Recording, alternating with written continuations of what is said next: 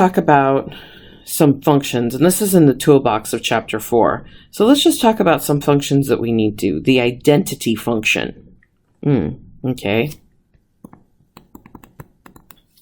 Y equals x is the identity function. Okay, that means the two numbers are the same number. Okay, a constant function is y equals some k, where k is a constant.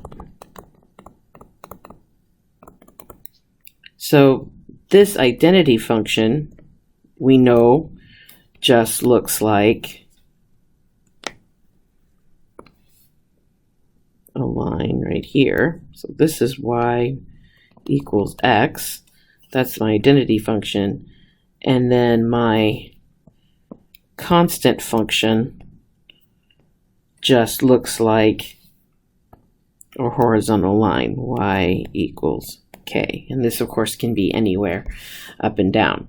So y equals 0 is a constant function because it's just the x-axis. So those are our two basic functions we know about. Now let's talk a little bit about some more. We know our quadratics. We've done this. We just finished doing this. So let's talk about our x squared is our quadratic, something with a squared in it. Okay, we have ax squared plus bx plus c is our function. And I should say these as functions, so this should be f of x equals x, and f of x equals k, which means no matter what x is, my function's always k. So remember, my axis of symmetry is at x equals negative b over 2a. I have a vertex at negative b over 2a, and the function evaluated at that point. Okay, a greater than 0, that's concave up.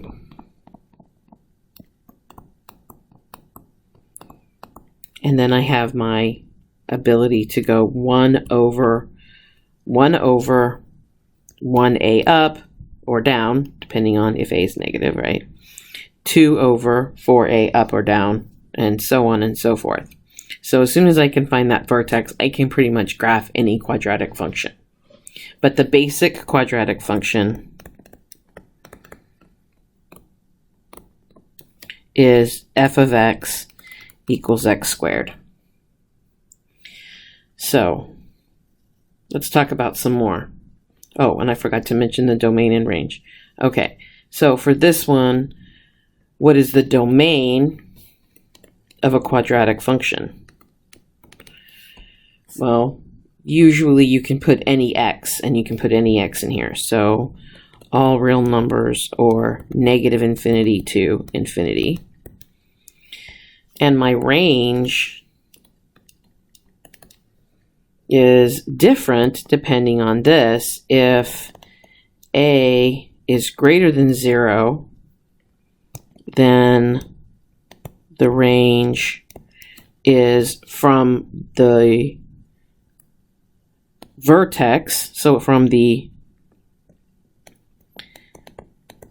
f of negative b over 2a up to infinity, including this number.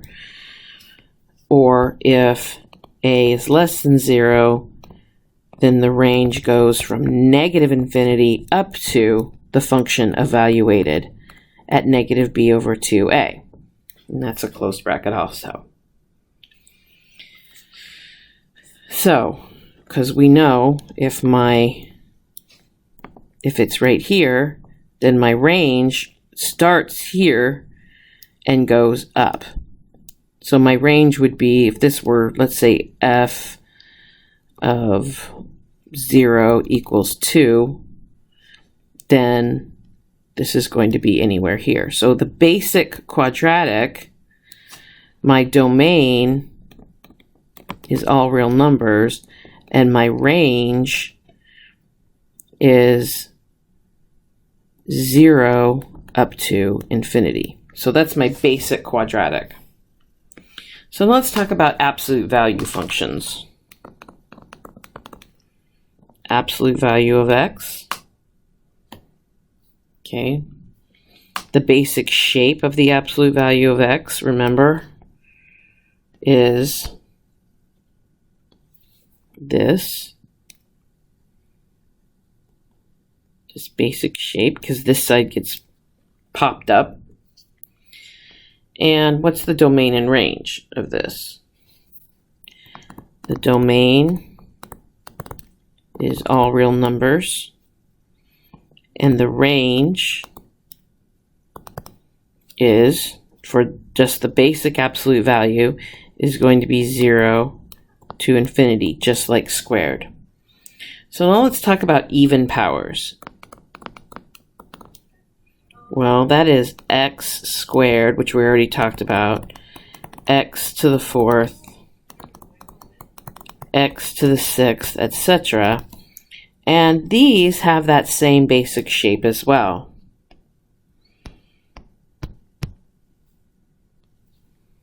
They kind of look like little flattened parabolas. They look kind of flat on the bottom. Okay, where the domain is all real numbers and the range is 0 to infinity. So odd powers. Let's talk about odd powers. Odd powers, x cubed, x to the 5th, etc.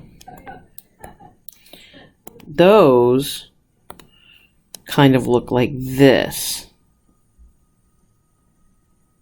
And they go up faster or slower depending on if you have x to the 5th.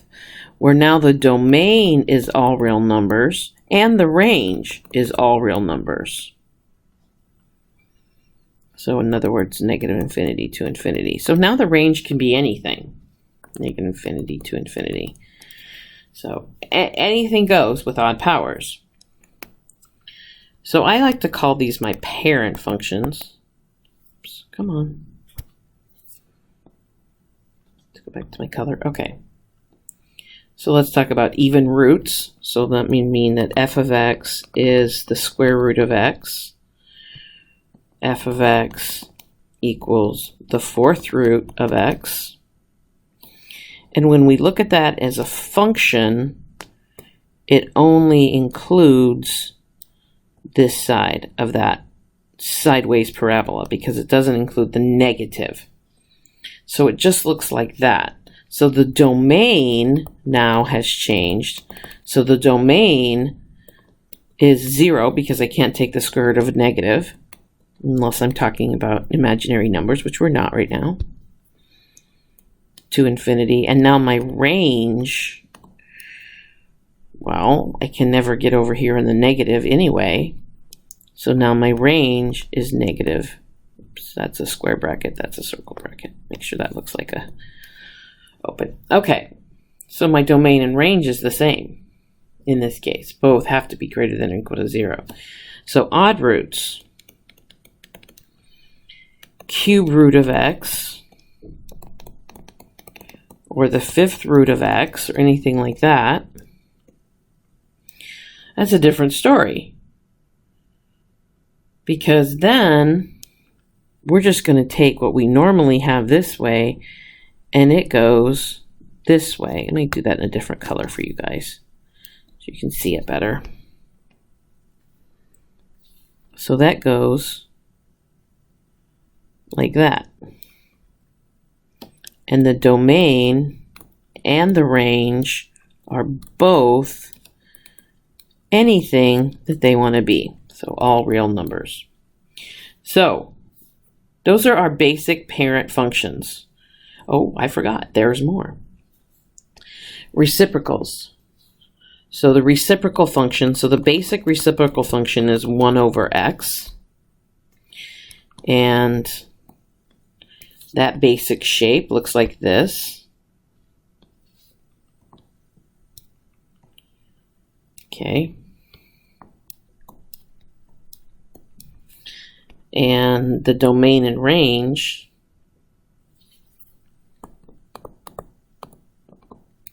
so what's the domain of this? Well, one way we can do that is it's negative infinity up to 0. and the union with 0 to infinity, or all real numbers except 0. And the range is the same thing. So I can never get to 0 anyway, because I have this horizontal and I have the vertical asymptote as the axes. So let's talk about reciprocal of squares.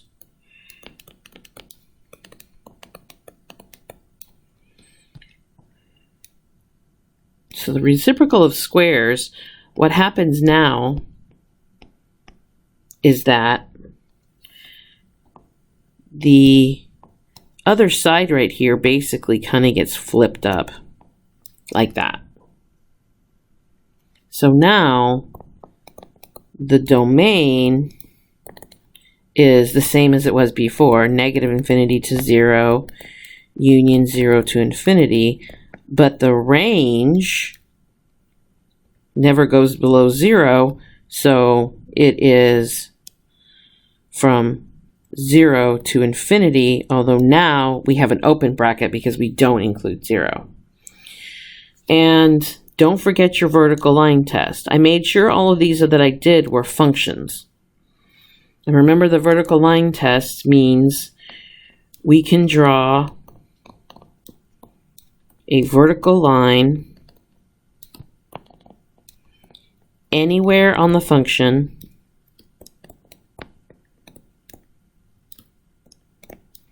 anywhere on the graph and not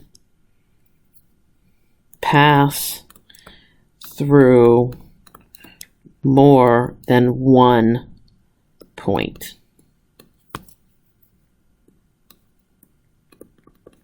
And this tells me that it is a function. So we can draw a vertical line. So let's look at all these ones that I looked at. I can draw a vertical line in either one of these two. I can draw one there. I can draw one there. I can draw one here. It doesn't look like it, but this goes out ever so slightly. So do these. So does this one. So does my quadratic. And so does my identity and my constant function. You notice I talked about horizontal lines. I did not talk about a vertical line because a vertical line isn't a function.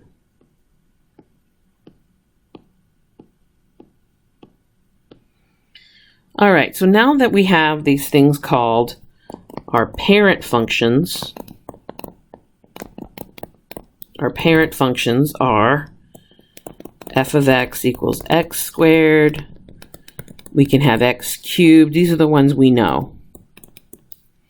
Equals the absolute value of x.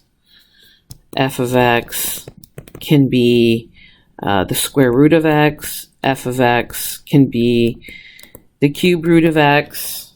What else do we have? Oh, f of x can be x. Okay. Let's see, what else do we have? Oh, the reciprocal functions, that's right. F of x equals 1 over x, and f of x equals 1 over x squared. I think that's all we did, right? X squared, x.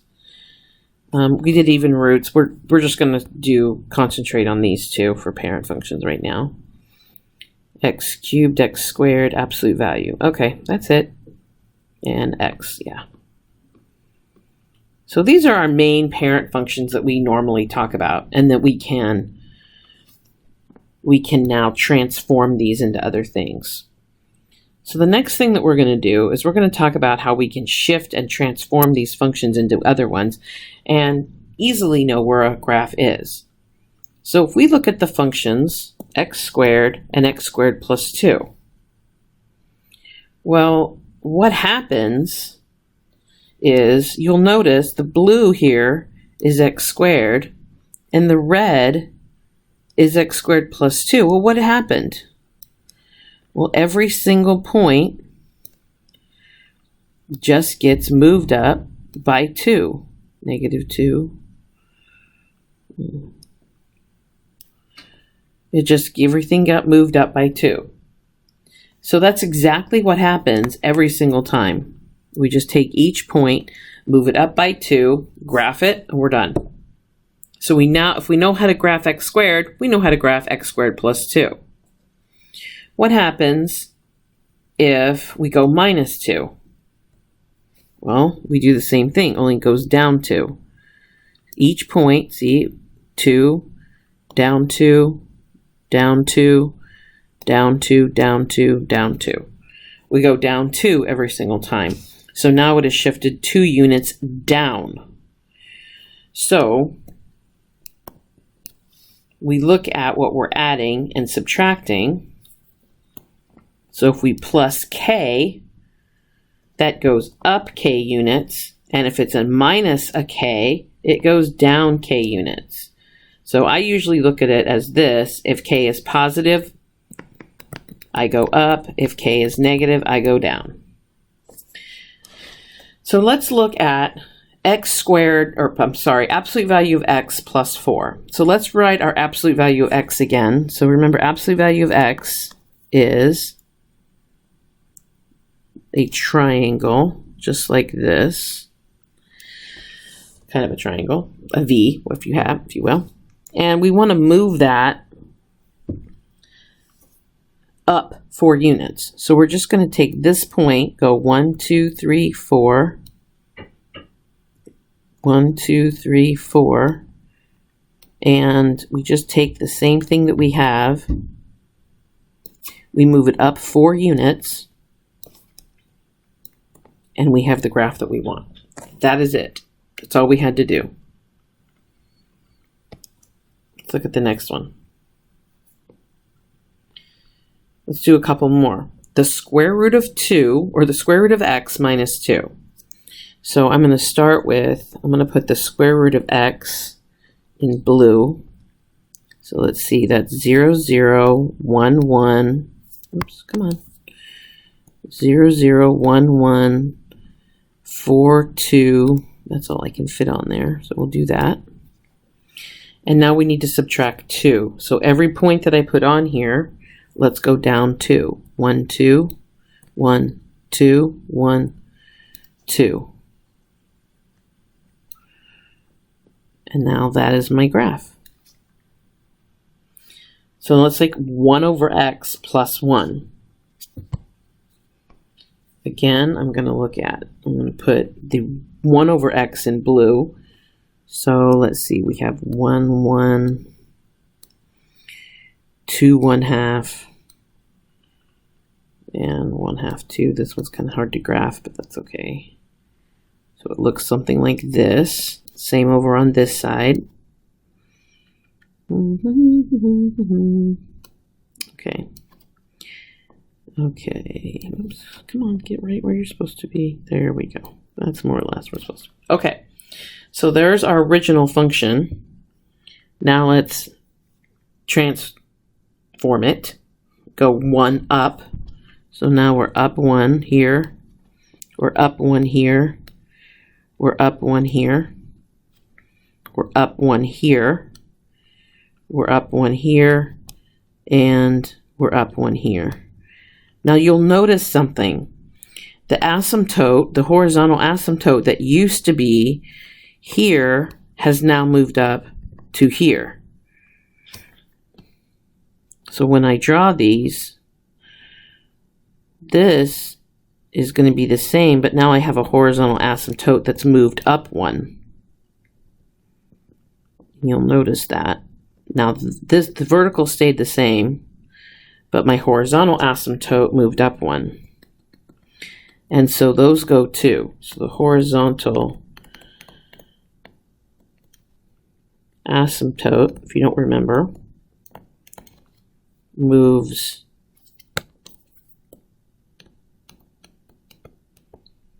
up 1 also. Okay, so let's talk about another shift of a function.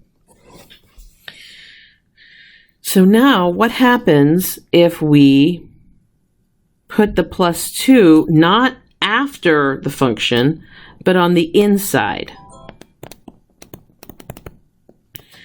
What if we do that? Well, if we put it on the inside of the function so that we add 2 before we square, then what that does is it moves it side to side. So what happened here is we went left 2 places. So you can see every single thing went left 2 places. This point went left 2 places. Everything shifted to the left 2 places. So let's do that. Look at what happens when I subtract 2. Then it goes to the right 2 places. That way, this one moved over, this one moves over, this one moves over, and this one moves over. We just went to the right. So we can think of that as if it's minus h. So if it's inside, it goes side to side. So remember, if it's outside, it's up and down. Plus or minus to outside, up and down, plus or minus to inside, side to side. In the opposite direction you think it should go. So when it's minus, when it's x minus a number, it goes to the right or in the positive direction. If it's plus h, it goes left. So a lot of times I just look at this as f of x minus h. And if h is positive, we go right. If h is negative, we go left. That's another way that I think about it. So let's look at this one. So it's a minus 2, so we're going to go to the right.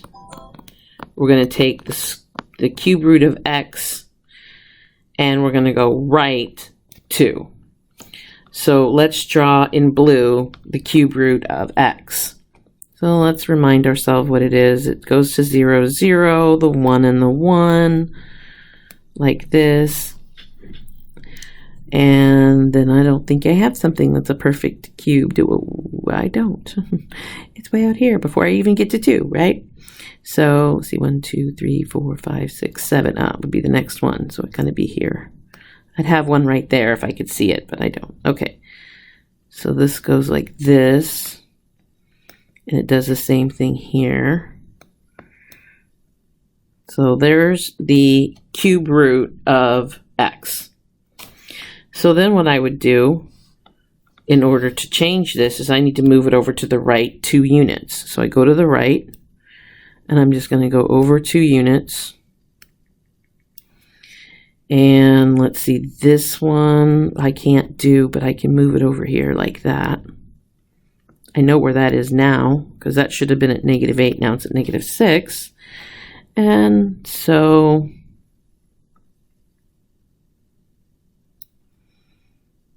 I know that that's kind of what it does. So now it's down 2 units. I didn't do it down 2 units very well, but this one's kind of hard. Or not down 2 units, to the right 2 units. So you can see what I did. I moved it to the right 2 units. Okay. So now let's do a couple more. Absolute value of x plus 3. So let's start with our basic absolute value of x.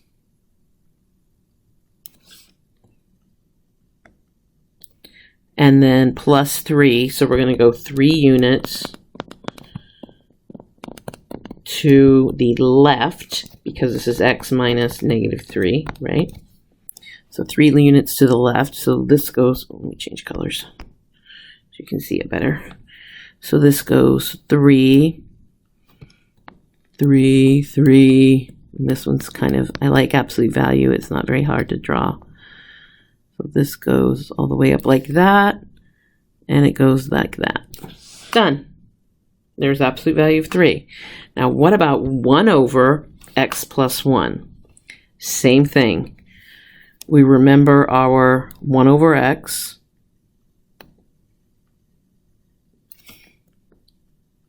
Looks like this.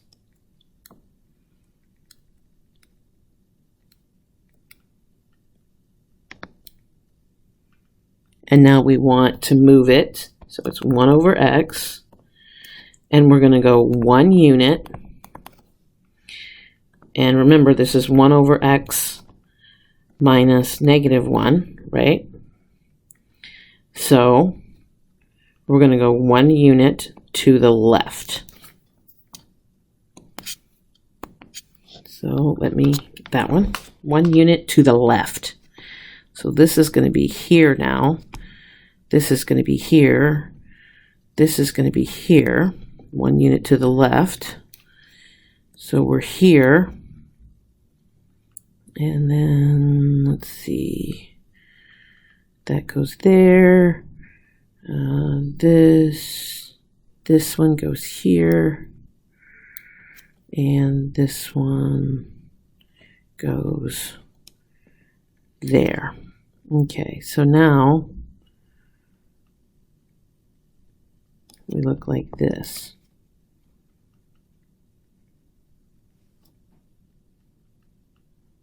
Did I move that over too far? No. It should be right. I didn't move that one over far enough. That's what I did. That one should be here. There we go. Okay. So now you'll notice that now the vertical asymptote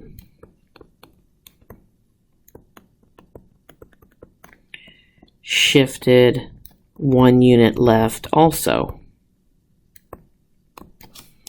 So you can see this vertical asymptote that would be right here now.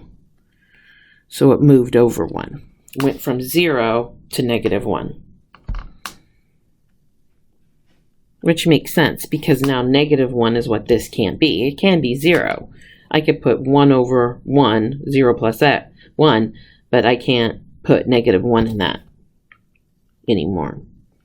Okay, so now we're going to do double shifts. So look at what happens when I add 2 in the inside and add 1 on the outside. So this takes it up 1, and the inside one takes it left 2. So we start with x squared, and we go up 1 and left 2. So each thing goes up 1 and left 2. So this point, up 1, left 2. So every point does that, up 1, left 2, and we end up with our new graph. So let's take a look at that. So again, inside moves the function left and right, and addition outside goes up and down. So let's do x cubed, and let's move it. So I'm going to start with drawing it in blue. So I'm just going to draw the function x cubed. So let's see, it's here. And then, of course, we don't have, that's 7, so it would be out here if I had it.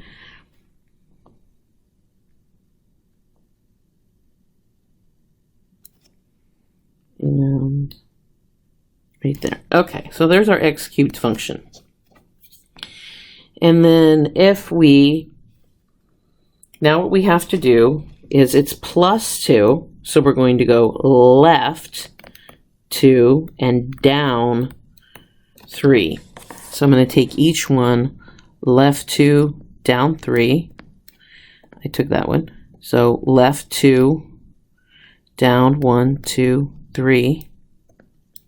Left 2, 1, 2, down 1, 2, 3. And now actually this one can do it. I go down 1, 2, 3, and left 2. Whoops. Down 1, 2, 3, left 2. Okay, so now I can see what's going on here.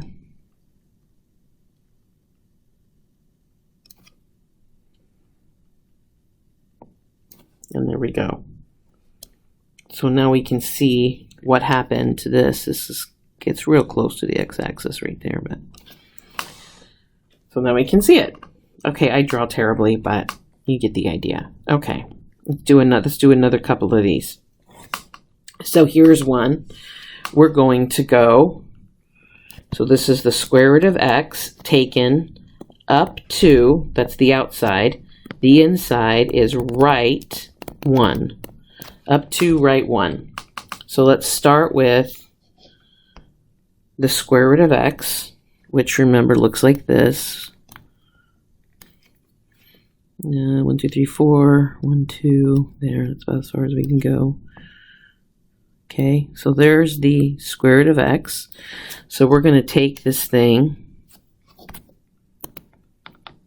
and we're going to take it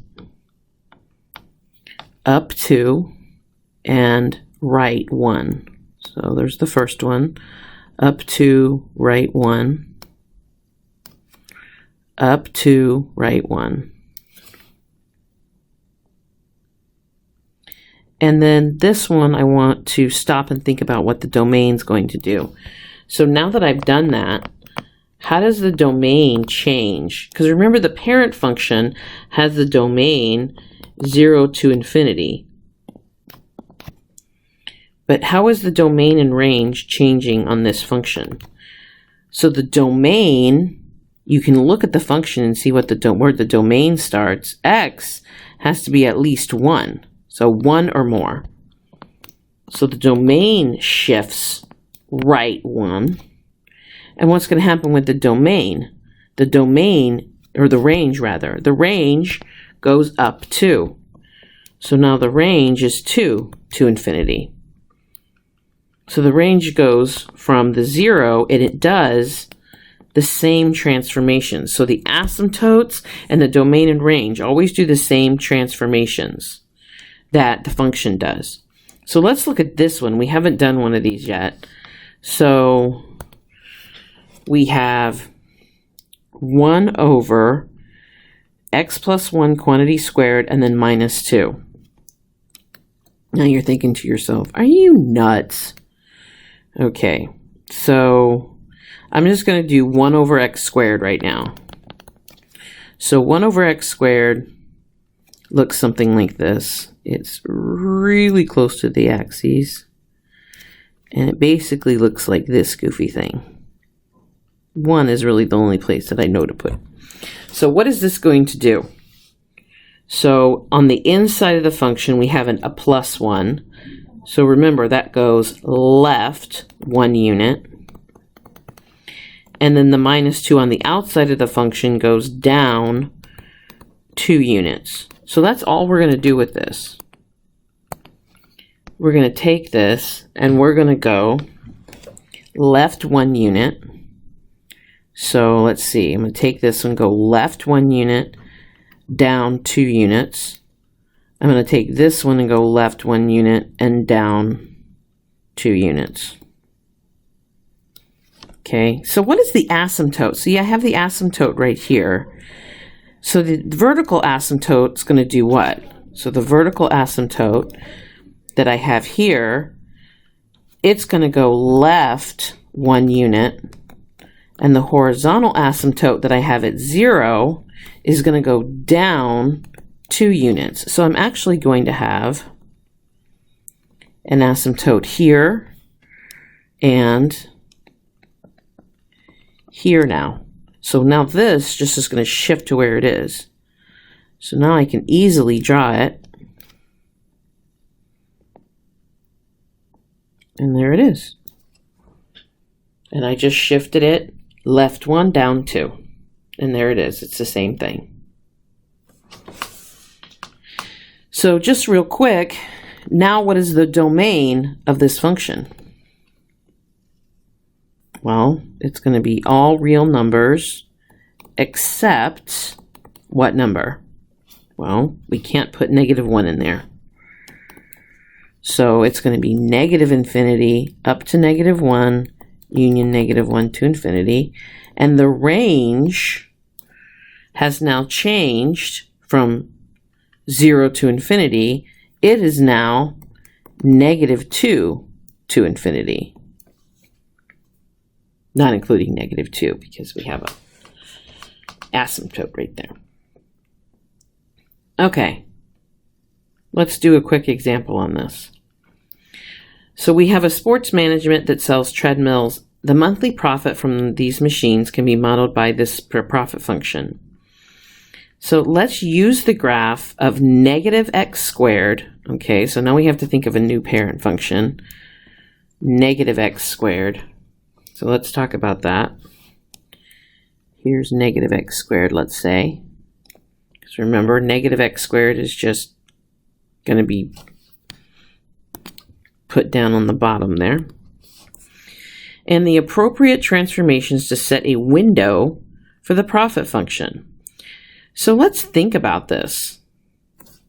What's going to happen? This is going to be negative x squared, and it's going to move what? What's going to happen to this? It's going to go 85 units to the right, and on the outside of the function, 7,200 units up. So let's think about what we want to do, and we know that it is a downward facing graph. So if I go to my calculator and I want to put that in here in my calculator, I'm going to say, all right, first of all, it's going to be negative, I'm just going to type it in real quick, negative x minus 85 quantity squared plus 7,200. So then when I go to window, though, that's what I want. I want to be able to set this window correctly.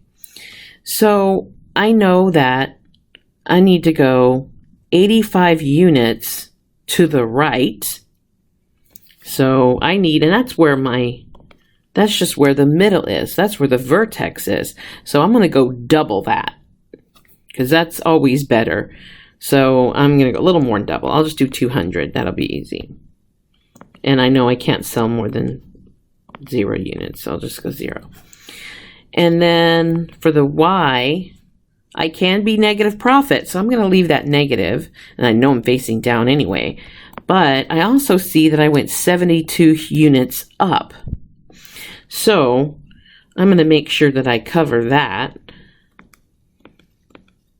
And just by putting 8,000. Okay, let's fix these. Let's make that 10. And let's make this one 500. That'll look good. Okay, and let's graph that. And we have a perfect graph of it. That is an absolutely perfect graph. So, how many elliptical machines must be produced and sold to yield the maximum monthly profit, and what is that maximum monthly profit? Well, your answer is right here. Because remember, we moved this over here. So now this has gotten moved to this area. It went right 85 and it went up 7,200. Well, that was the vertex that got moved to there. So we already know this answer. I don't have to look at my calculator to get this answer. How many units must be produced and sold? 85 units. Produced and sold to make the max of, what's the y? $7,200 max profit. There we go. That's it. The answer was right there, staring me in the face. Okay, so let's talk a little bit about comparing some more graphs and some more transformations that we can do. So we can multiply a number right here. Well, multiplying a number does right there in front of, before the function. So this takes the square and then multiplies. What it does is it actually compresses, and this is backwards. That should say compression, and I don't know why it doesn't.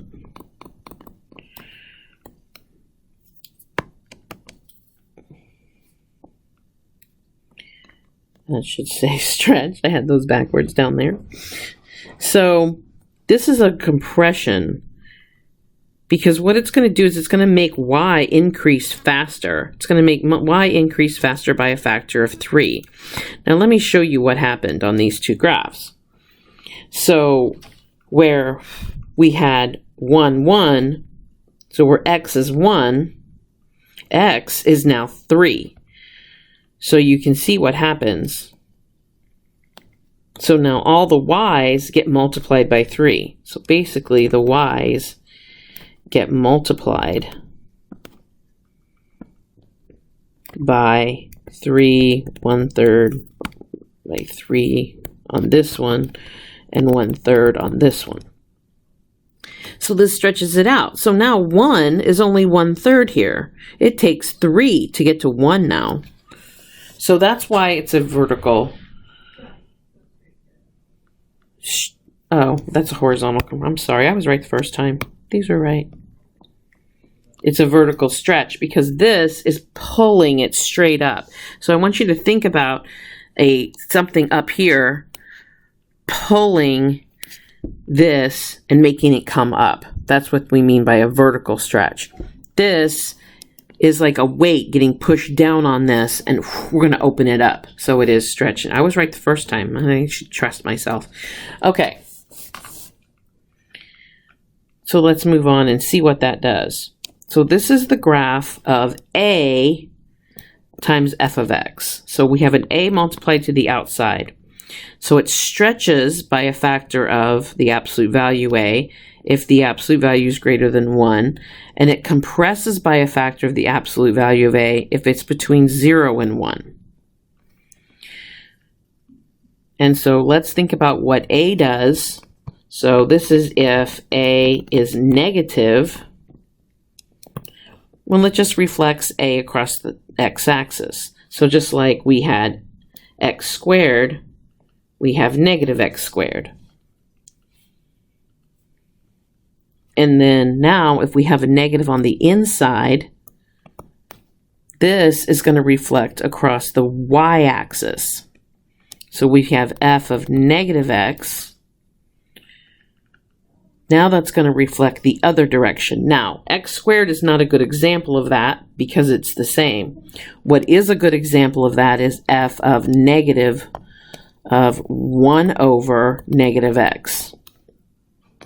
Because what that does is, because it looks like this, when it reflects across the y-axis, it then looks like this. Oops, I didn't draw that very well. So when that reflects, it goes that way. So this is what happens when a is negative. This one we haven't talked about yet. So this is a reflection across the y-axis, though. So let's talk about all our transformations that we have so far. So we have all of these transformations so far. So let's talk about these just a little bit. And let's explore these with Desmos just a bit. Oops, where's my Desmos? There it is. Okay. So, I don't want x squared. That's one of the ones we've been doing that too much. I get bored of x squared. I don't know about you guys. Let's do x.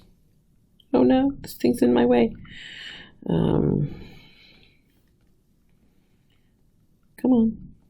Come on, keyboard. Give me a keyboard. Okay, let's do x cubed. Okay.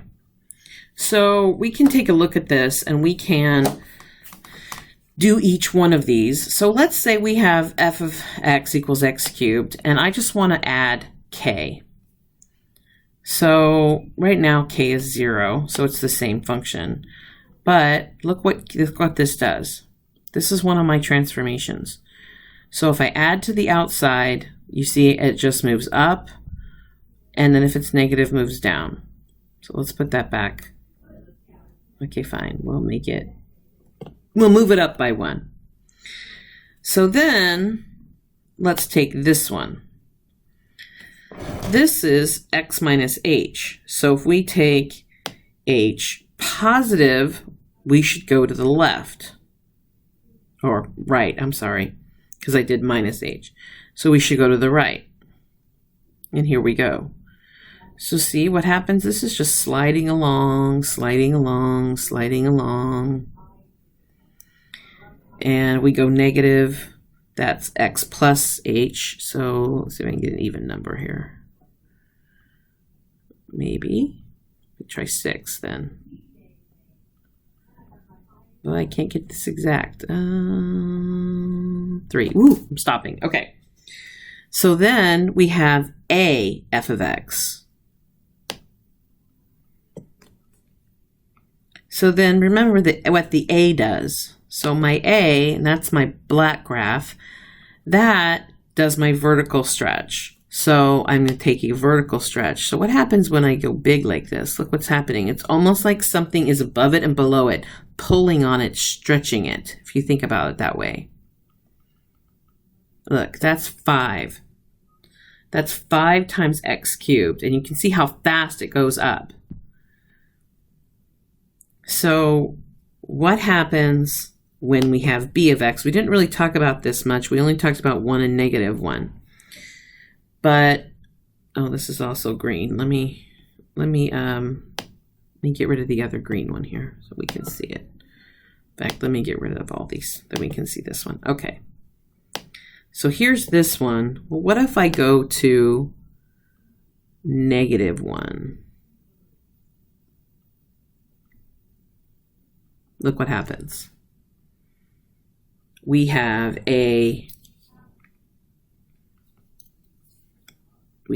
the symmetry along this axis right here, or along the y-axis. So it kind of flips from this side to this side.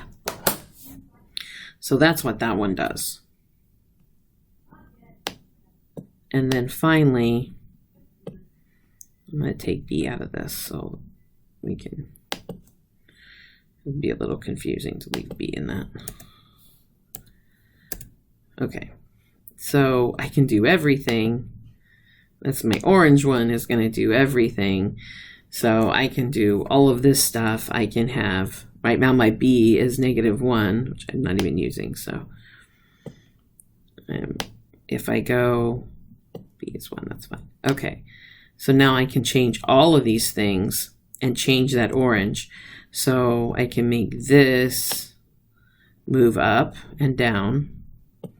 This is going to make it move this way and that way. Okay, and then remember what A is going to do is flatten. And then what happens when I make A go negative? It's going to switch sides like that. So as soon as A goes negative, it does this right here. And look how compressed that is vertically. And so that's what we're doing there. You can see how it kind of plays around. Okay,